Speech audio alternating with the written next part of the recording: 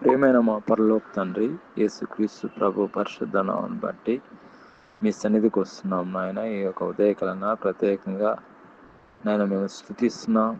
మీ కృపను బట్టి ఒక దినమంతా ప్రభు కాపాడారు తండ్రి. మరొక దినం చూడడానికి మీరు ఇచ్చిన కృపను బట్టి దానిని బట్టి మీకు స్తోత్రం దేవా. ఉపవాసంతో విశ్వాసంతో మీ సన్నిధికి వచ్చాం నాయన. ప్రత్యేకంగా నాయన మీ కృపలో జ్ఞాపకం చేసుకోండి. మీ కృపతో దర్శించండి నాయన. మీ సన్నిధిలో ప్రభావ ప్రత్యేకంగా ఈ ఉదయకాలం ఎవరైతే ఏకీభవిస్తున్నారో వాళ్ళ గురించి నేను భారంతో ప్రార్థన చేస్తున్నాం. నేను ఎవరైతే అనారోగ్యంతో ఉన్నారో ఈ సమయంలో వాళ్ళకి స్వస్థత దయచేయండి. పాస్టర్స్ని అందరిని మీరు దీవించండి. వాళ్ళ ప్రతి అవసరం తీర్చండి. వాళ్ళ కుటుంబాలను దీవించండి. వాళ్ళ కుటుంబాలను ఆశ్రయించండి.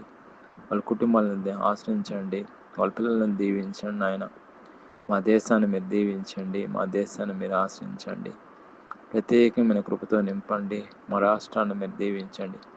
తెలుగు రాష్ట్రాలు మీరు ఆశ్రయించండి ప్రభా.